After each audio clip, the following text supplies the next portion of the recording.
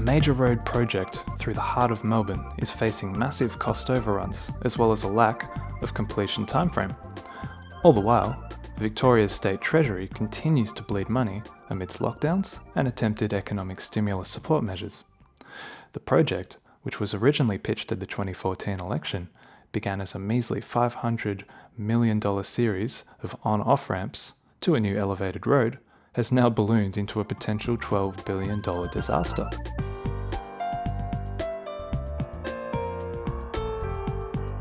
The recent growth of Melbourne's western suburbs and regional centres such as Geelong have created a strain on the one major road link between the West and the CBD, the Westgate Freeway. This road includes the Westgate Bridge, which remains the only major Yarra River crossing that provides direct access to the city from the southwest. Another issue with the current road network is that trucks bound for Docklands and the port are forced onto inner northwest suburban roads, creating congestion, road damage, and neighbourhood disturbances. The history of this project dates back to a 2008 Transport Infrastructure Report that highlighted the need for better port access for trucks in the inner northwest of the city, as well as better arterial connections east-west through the city. The Naptine-Ballieu LNP government proposed an $18 billion east-west link that sought to connect the Western Ring Road at Sunshine with the Eastern Freeway at Clifton Hill, a project that was controversially scrapped at the cost of $1 billion when Labor won government in 2014.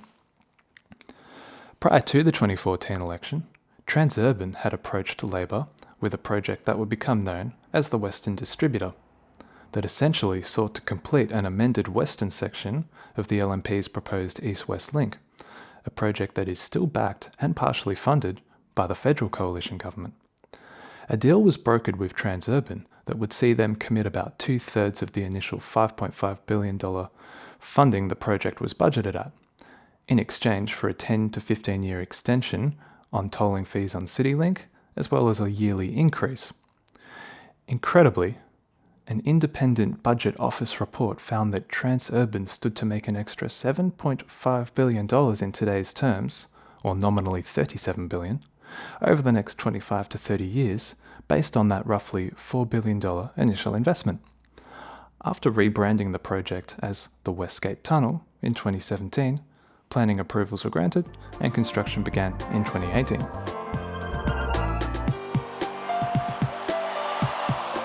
Broadly, the project aims to increase truck access to the industrial land as well as docks around the port, alleviate the need for trucks to use local roads, help reduce the strain on the Westgate Freeway and M1 corridor, and add lanes to the Westgate Freeway, Monash Freeway, and other small projects associated.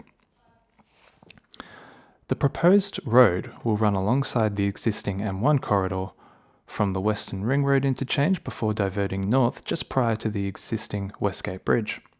From here, a tunnel will take the route underneath southeastern Yarraville before ascending into a river crossing over the Maribyrnong River.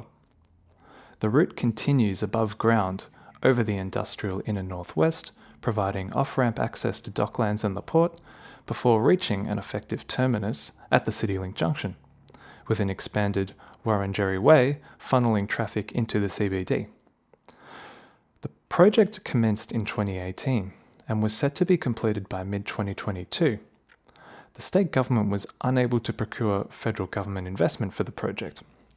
The state government also lumped in the widening of the Monash Freeway between Eastlink and Clyde Road, as well as some other small works as part of the deal with Transurban. Originally budgeted for $5.5 billion, a longer tunnel was proposed in the final deal to avoid the destruction of a local park, raising the project bill to $6.7 billion.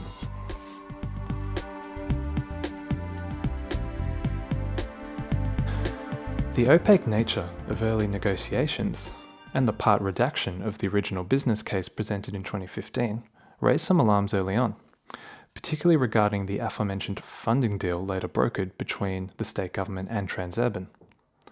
As well as this, the perceived benefit of removing trucks from some suburban streets in the inner northwest was countered by the Hobsons Bay Council, who claimed that truck movements along suburban Williamstown Road would increase significantly near the on-ramps.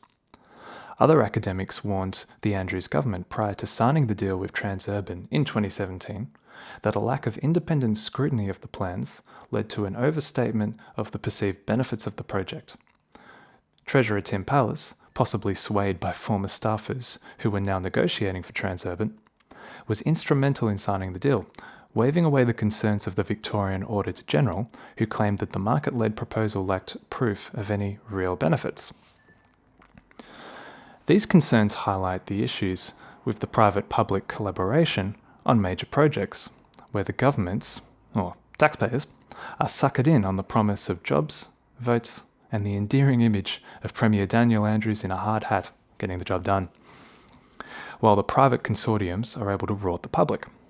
In this case, Transurban has successfully extended and increased its revenue share through toll fees by promising a major project that the government has eagerly signed up for, clearly without due diligence and with potentially questionable motives.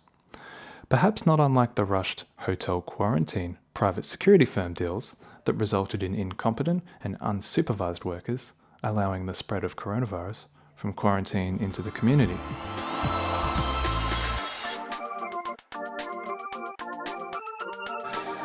The original business case and pitch by Transurban to the ALP in opposition prior to the 2014 state election noted the presence of contaminated soil within the proposed tunnel route, a problem that Transurban assured Labor they were well prepared to handle. However, by 2019, Victoria's State Environmental Protections Agency had revised their regulations surrounding a chemical called PFAS, the contaminant present in the soil at the tunnel site. The contracted builders, CPB Contractors and John Holland, subsequently found a higher than expected levels of the chemical in the soil that would require EPA supervision for removal and a big capital investment in some sort of dump site in order to treat it under the updated provisions. This led to the builders approaching Transurban, citing a force majeure clause, noting that they could not be expected to fulfill their contract while also covering the costs of soil removal. And this cost was estimated to be about $500 million to $1 billion. And with both the builders and Transurban failing to come to an agreement, the boring machines sat idle and 140 workers were sacked as a result, damaging the jobs creation aspect of the state government's proposal. By mid-2020, plans to dump the soil at separate sites in Bacchus Marsh and Werribee had attracted community outrage. Then later, plans to use landfill sites at Mattingley and Buller were scuffed after the EPA rescinded their approval for use of the sites, citing an administrative error. Meanwhile, it was reported that the state government had in fact agreed to stump up the $750 million cost of disposing of the soil. By 2021, the project remained in limbo.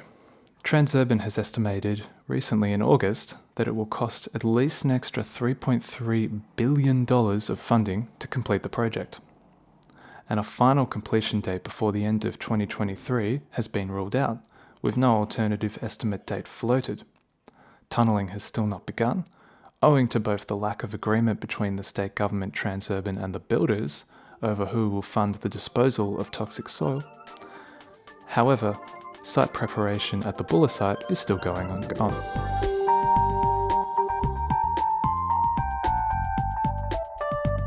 For a government that went to the 2014 election with a $500 million promise and came out very strongly against the coalition for its role in signing away $1 billion over the abandoned East-West Link project, Andrews certainly has a lot to answer for regarding this particular bungled project.